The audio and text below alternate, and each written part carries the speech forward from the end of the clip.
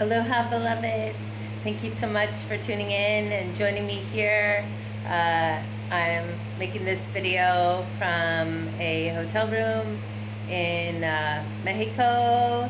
I've almost been here for 2 weeks now on personal retreat. I have a very specific prayer for my time here, to spend time with the land and the culture and get to know some of the plants here.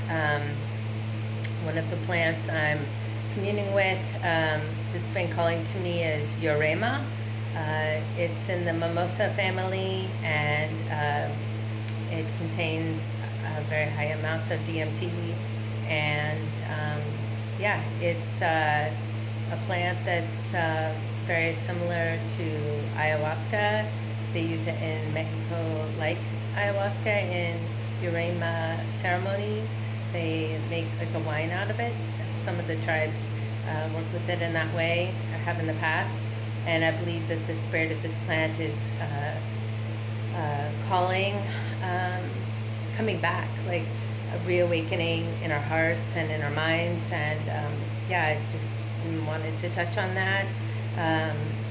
As an herbalist, these local medicines, these local plants are very sacred and important to the indigenous peoples here, and it's important that these the wisdom and the teachings from these plant medicines aren't lost. And I'm grateful to be here and commune in a very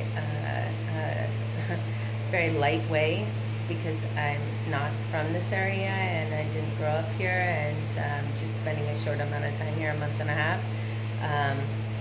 Using my intuition to guide me and work with these medicines feels really good.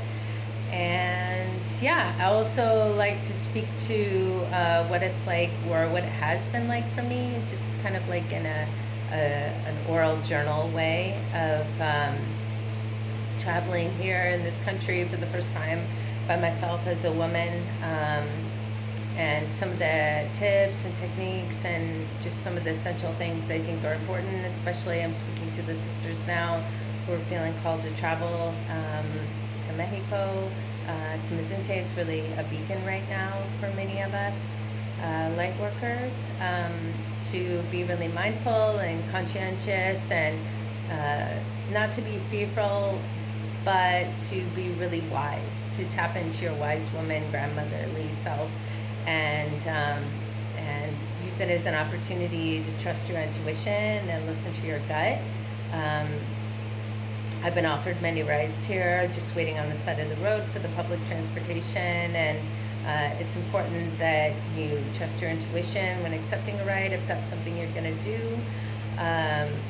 There's a strong, pervasive use of alcohol here, as there are, as it is in much of the world, by men especially. And so it's important to be cognizant of that, not to get into a vehicle or on the back of a motorbike with somebody who's been drinking, or who you suspect may be drinking or inebriated in some way. Also, many of the men here are very flirtatious and will ask you very personal questions right away, like, do you have a boyfriend? Are you married? Where are you from? Where are you staying? You know, these are important things that to be mindful of, not to share if you don't feel called. You know, just why share that? And I even encourage my younger friend to lie and say that she's married. So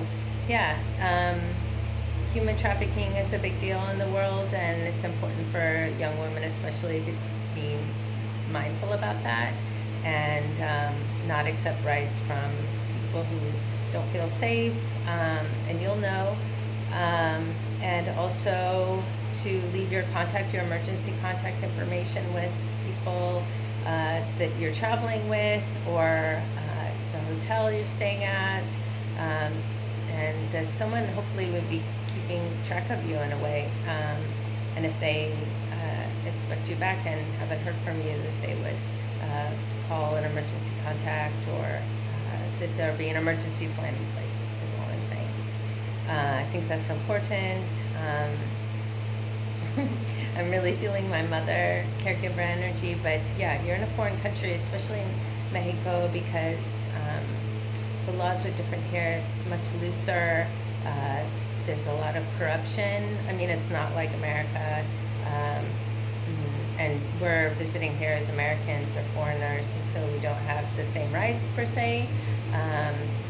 Maybe folks are more careful with us because we are from other countries, but yeah, just be very careful, and keep a low profile, and be good to folks and smile and be friendly and don't cause problems. Yeah, just be a good person and be first and foremost protective of yourself.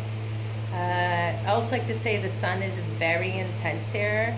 My skin is the color that it is from basically having no color in just like a week and a half. And that's from spending maybe average of 4 hours a day out in the sun. The mid part of the day is the hottest. Many people aren't at the beach or out walking around from 1 o'clock till 4 o'clock because it's so hot.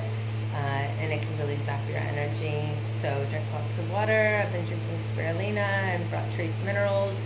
And that's the other thing. The water here is not safe for drinking. So I spoke about this in another video. It's important to drink filtered water, but add minerals to it, because many times filtration will take out the minerals. And I've been taking oregano oil to fight off bacteria. Also grapefruit seed extract. It just comes in drops. It's really good to put in your water to protect you from waterborne bacteria. Yeah, and coconut oil, like real coconut oil, because many of the stores sell kind of like a very processed, artificially scented coconut oil. It's important to find fresh, raw, unfiltered virgin coconut oil. And in Mazunte, there's a couple of stores that have it, and yeah, it's very precious.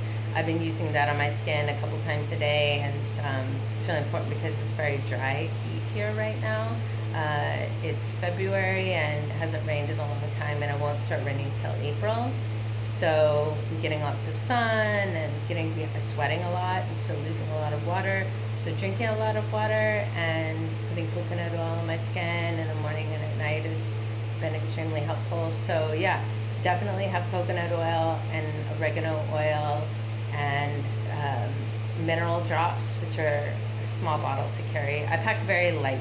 I came here for 6 weeks with just a small knapsack and as basically a personal item on my flights, and didn't even have a carry-on or a check bag, and just brought a handful of basic clothing and some herbs and the things I mentioned, and kind of a first aid kit, and yeah, everything else I've gotten here. If you have any questions, please feel free to reach out and send me a message or leave a comment here. I'd be happy to answer any questions you may have about traveling to Mazunte. I do my best to answer. Tomorrow I'm going to go check out La Ventanilla. That's where they release the sea turtles. The sea turtles are protected here. They're endangered, and they come up on the beach and lay eggs, and so there's about 25 families. I'll make a video about it another time that protect the land there and make sure that the turtles survive after they hatch. Yeah, just wanted to share a few things thus far on my travels here in Mexico, in Oaxaca, on the southern coastline. It's very beautiful, it's very warm, it's very hot. There's sort of this dark undercurrent here, and there's a lot of sexual tension as well. I noticed out there in the community, and so just to be mindful of that, to keep yourself very centered and clean and clear and beautiful, and use it as an opportunity to learn how to manage your vibration and use your voice and say no, and learn some basic Spanish, and trust your intuition and pray every day. Oh, muchas gracias, amigas.